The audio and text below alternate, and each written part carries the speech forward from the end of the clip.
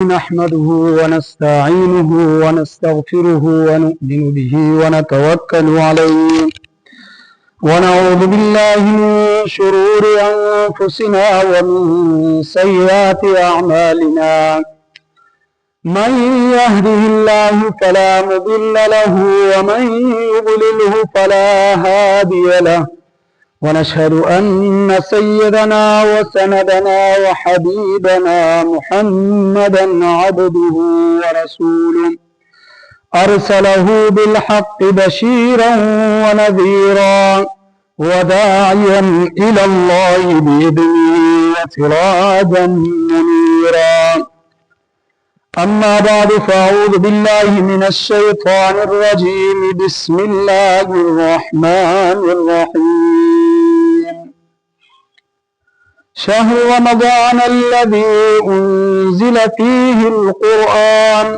هدى للناس وبينات من الهدى والفرقان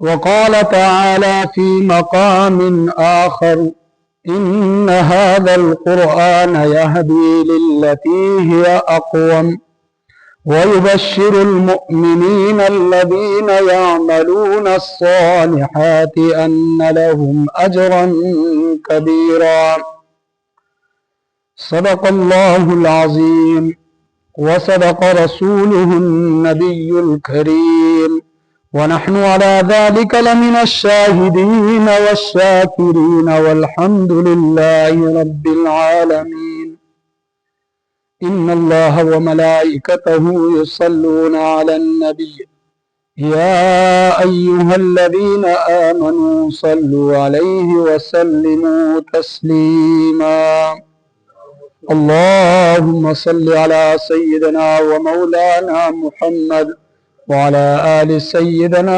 ومولانا محمد كما صليت على إبراهيم وعلى آل إبراهيم إنك حميد مجيد اللهم بارك على محمد وعلى آل محمد كما باركت على إبراهيم وعلى آل إبراهيم إنك حميد مجيد قابل قدر محترم دوستوں اور بزرگوں، رمضان المبارک کا مبارک مہینہ ہے۔ اس مہینے کی عظمت اور اہمیت قرآن اور حدیث میں بیان ہوئے ہیں۔ حدیث میں اس مہینے کی بڑی فضیلت بیان ہوئی ہے۔ سب سے بڑھ کر جو فضیلت ہے وہ یہ ہے کہ اللہ رب العزت نے اس مہینے کو اپنا مہینہ قرار دیا، اور پھر بندہ جب کوئی عمل کرتا ہے تو ہر عمل کا بدلہ اللہ رب العزت نے بیان فرمایا ہے کہ یہ بدلہ ہے۔ نماز پڑھیں گے یہ ملے گا،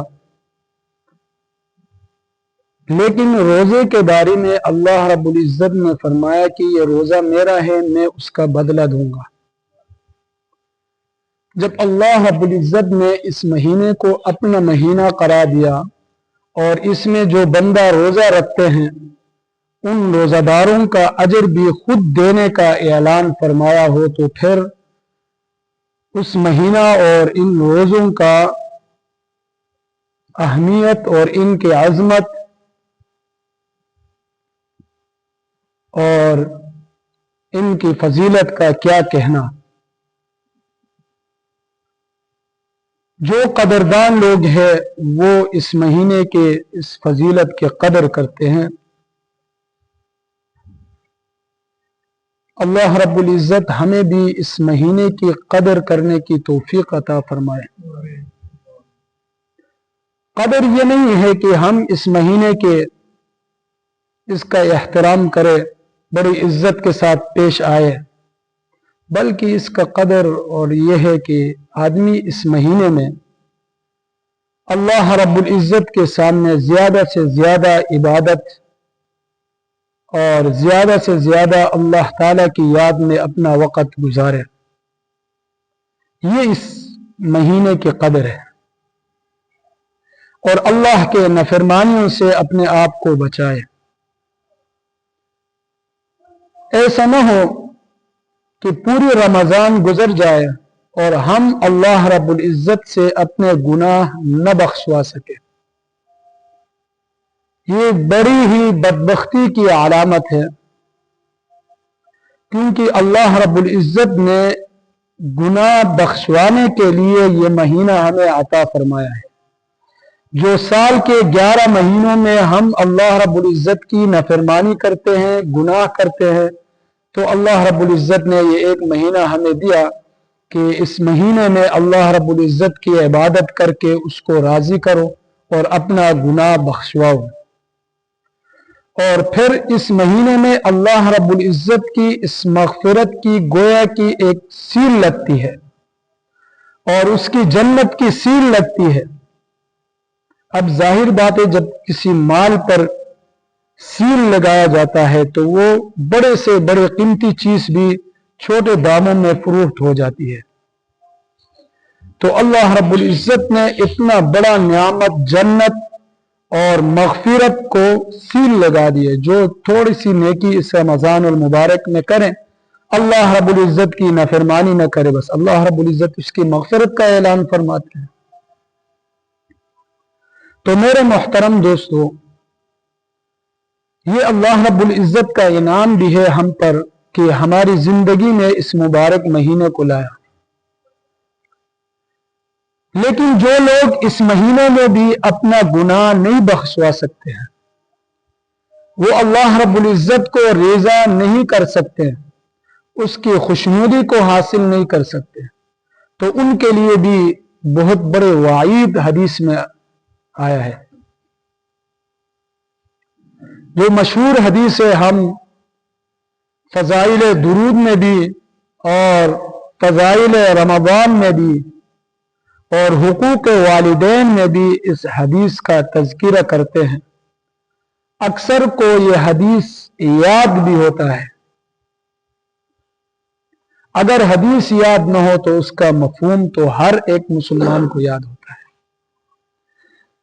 وہ حدیث یہ ہے کہ ایک دفعہ جبرائیل علیہ السلام تشریف لائے، بلکہ آپ صلی اللہ علیہ وسلم جب بیان کے لیے آئے تو جب منبر کے پہلے سیڑھی پر اپنا پاؤں مبارک رکھا تو آمین کہا، پھر دوسرے پر بھی آمین کہا، تیسرے پر بھی آمین کہا۔ بیان کے بعد جب صحابہ اکرام رضوان اللہ علیہم اجمعین نے آپ صلی اللہ علیہ وسلم سے پوچھا کہ یا رسول اللہ، ہم نے آج ایک عجیب کام دیکھا، پہلے جو ہم نے کبھی نہیں دیکھا تھا۔ وہ یہ ہے کہ آپ جب منبر کے پہلے سیڑھی پر قدم رکھا تو آمین کہا، دوسرے پر بھی اور تیسرے پر بھی، اور یہ بات پہلے ہم نے کبھی نہیں دیکھی۔ رسول اللہ صلی اللہ علیہ وسلم نے ارشاد فرمایا، ہاں، میں جب پہلے سیڑھی پر قدم رکھا تو جبرائیل علیہ السلام تشریف لائے اور انہوں نے اس شخص کے لیے بد دعا دی جو رمضان المبارک کو اپنے زندگی میں پایا لیکن رب سے اپنا گناہ نہ بخشوا سکے، تو ایسے آدمی کے لیے ہلاکت ہو۔ یہ جبرائیل علیہ السلام کی دعا ہے، اور اس دعا پر رحمت دو عالم صلی اللہ علیہ وسلم اس پر آمین کہہ رہا ہے۔ تو آپ اس حدیث سے اندازہ کر سکتے ہیں کہ جو لوگ اس رمضان المبارک میں بھی رب کریم کو راضی نہیں کر سکتے، اپنے گناہ نہیں بخشوا سکتے ہیں، تو ان کے لیے کتنا بڑا وعید ہے اس حدیث میں کہ جبرائیل علیہ السلام جو تمام فرشتوں کا سردار ہے وہ بد دعا فرما رہے ہیں، اور رحمت دو عالم صلی اللہ علیہ وسلم جو تمام انبیاء کا سردار ہے وہ آمین کہہ رہا ہے۔ تو گویا اس دعا کی قبولیت میں کوئی چیز باقی نہیں رہتی کہ اس میں رکاوٹ بن جائے۔ تو अल्लाह रब्बुल इज्जत उस दुआ को फौरन कबूल फरमाते हैं। तो अल्लाह रब्बुल इज्जत हमें इस बद्दुआ के हामिल बनने से बचाए और हमें रमज़ानुल मुबारक में जो अय्याम हमारे पास बाकी है, कुछ दिन गुजर गए हैं, ज्यादा से ज्यादा इबादत करके अल्लाह रब्बुल इज्जत को राजी करने की तौफीक अता फरमाए। हमारे यहाँ रमज़ानुल मुबारक जब आता है तो शुरू में लोग बड़े एहतिमाम करते हैं और कुछ दिन वो नमाज और दूसरे इबादत पाबंदी के साथ करते हैं, लेकिन 2-3 दिन के बाद वही मामूल के मुताबिक वो जिंदगी गुजारते हैं। तो मामूल के मुताबिक उनके अय्याम गुजरते हैं। ये इस महीने के साथ और इस अजीम मुबारक महीने के साथ नाइंसाफी है। अगर एक बंदे मोमिन को पूरा 11 महीना जैसे भी हो उसके दिन गुजरते हैं, लेकिन रमज़ानुल मुबारक में भी अगर ये मुबारक महीना ऐसे ही गुजर जाए तो यकीनन ये आदमी इस दुआ का जो जिब्राइल अलैहिस्सलातु वस्सलाम ने फरमाया है, इसका जरूर मुस्तहिक बनेगा। तो मुहतरम दोस्तों, हम वैसे समझते हैं रमज़ानुल मुबारक जब आता है तो हम रमज़ान आने से पहले इसके लिए तैयारी करते हैं, हर लिहाज से हम तैयारी करते हैं और ये एक हमारे यहाँ एक रिवाज भी बन गया है। रमज़ानुल मुबारक से पहले हम जितने भी अशाए खुर्दुनैश है हम उसके लिए उनको खरीदते हैं, तैयारी करते हैं कि भाई रमज़ानुल मुबारक आ रहा है, उसके लिए मुख्तलिफ किस्म डिश तैयार करने के लिए मुख्तलिफ सामान भी हम खरीदते हैं और बाजारों में जाए तो पूरा स्टॉल ऐसे लगते हैं जैसे कि रमज़ानुल मुबारक बस सिर्फ खाने का महीना है, ऐसे ही लगता है। ये इन तमाम चीजों की हम तैयारी करते हैं और पहले से तैयारी करते हैं, लेकिन जब इबादत पे आ जाए तो हमने इसके लिए कोई तैयारी नहीं किया होता है। रूटीन की जो हमारी इबादत है बस वही है, कोई इजाफा उसमें नजर नहीं आता है। न हम नमाज में इजाफा करते हैं, न हम जिक्र अज़कार में इजाफा करते हैं, न हम कुरान की तिलावत में इजाफा करते हैं। यह इंतहाई खसारे वाली बात है कि रमज़ानुल मुबारक को हम सिर्फ खाने पीने का महीना समझ जाए और इसी पर बस करते हैं।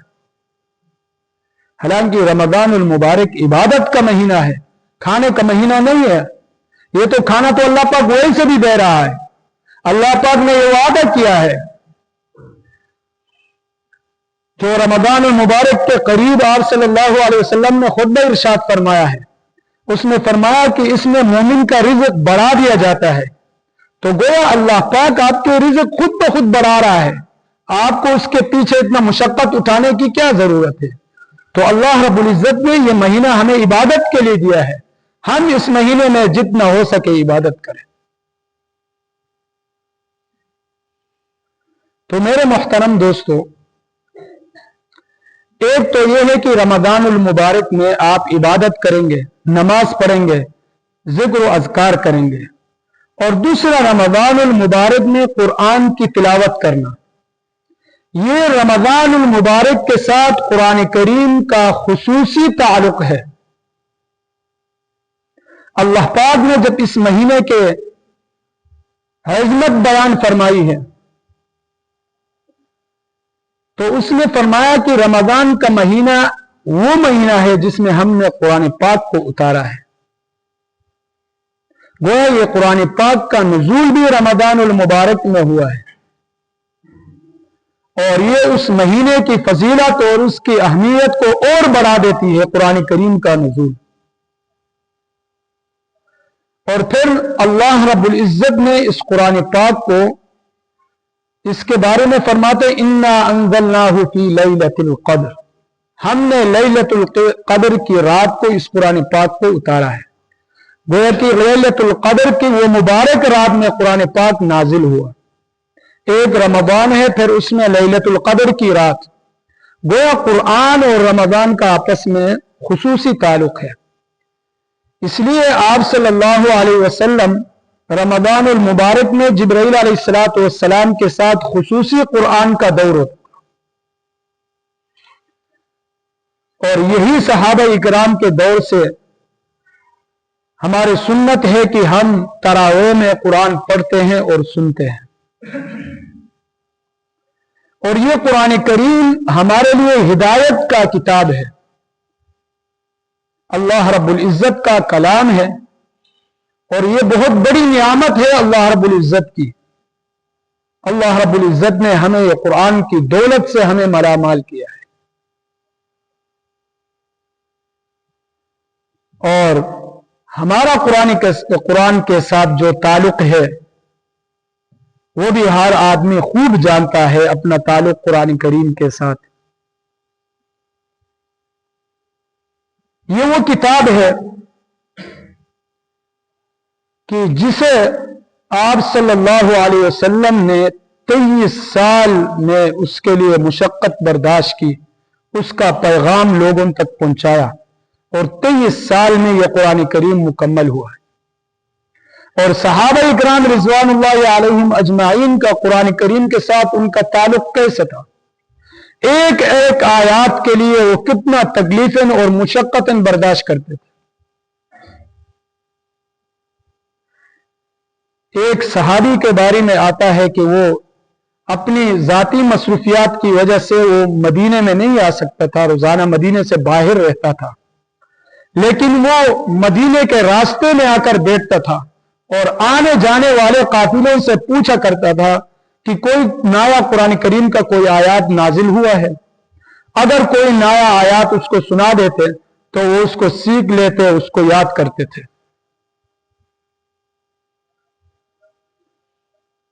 और इसी तरह कुरान करीम को सहाबा इकराम ने कितना तकलीफ और मुशक्कत में उसको हासिल किया। इस कुरान पाक को हासिल करने के लिए क्या क्या तकलीफें उन्होंने बर्दाश्त की है। और हमें अपने घर में बैठे बैठाए को अल्लाह रब्बुल इज्जत ने यह कुरान करीम हमें अता किया है, लेकिन इस बैठे बैठाए अल्लाह ताला की तरफ से ये नियामत जो हमें मिली है, हमने इसका आधा हिस्सा भी इसका हक अदा नहीं किया है, आधा हिस्सा भी। और हमारे घरों में रखे हुए हैं, और सबसे ऊंची अलमारी होगा वहां सबसे ऊंचा वाले हिस्से में रखे हुए, बड़े अच्छे गिलाफों में, खूबसूरत गिलाफों में बंद करके रख दिया जाता है। कभी कभार कोई आदमी उठाए, कोई बुजुर्ग उठाए और तिलावत करे, वरना हाथ लगाने के लिए, किसी का सामने लाने के लिए या किसी का ऊपर रखने के लिए उससे हम बरकत हासिल करते हैं। बस एक मुकद्दस किताब है। हमारा कुरान करीम के साथ ताल्लुक बस सिर्फ मुकद्दस किताब की हद तक है। बाकी हमें कुरान करीम में हमारे लिए अल्लाह की तरफ से क्या पैगाम है, अल्लाह ताला हमें क्या हुक्म फरमा रहे हैं, और ये अल्लाह ताला का कलाम है, इसको कैसे पढ़ा जाता है, इन तमाम चीजों से हमने अपने आप को फारिग कर दिया है। तो मेरे मुहतरम दोस्तों, बहुत कम लोग ऐसे हैं जो कुरान करीम की तिलावत करते हैं, और बहुत कम लोग ऐसे हैं जिनके घरानों में कुरान करीम सीखा जाता है, पढ़ाया जाता है, एहतिमाम के साथ अपने बच्चों को कुरान करीम पढ़ाते हैं। लेकिन कुरान करीम के हक जो है वो इस हद तक भी नहीं है, इससे भी आगे है। सिर्फ पढ़ने पढ़ाने की हद तक भी नहीं है,